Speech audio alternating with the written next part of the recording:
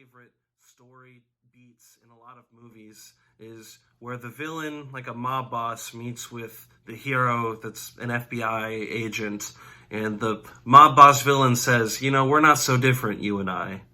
And I love this because they aren't that different, and you'd think that their recognition of how similar they are would allow the two of them to put aside their problems and work together. But it doesn't work out that way. They're enemies, and that means they're gonna butt heads. That brings us to this week's lectionary reading, in which Jesus tells us to love our enemies and to follow the golden rule, loving others as we would have them love us. And this is a difficult teaching. It seems kind of basic. Everybody knows, let's be nice, let's not be jerks to one another.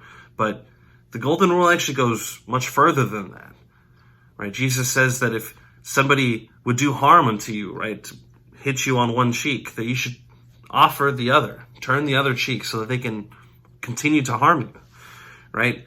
He takes the principle of kindness so far as to say you should be kind to others even when it hurts you, when it gives you no benefit.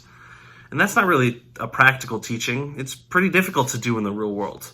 So why does Jesus tell us to live these radically unselfish lives?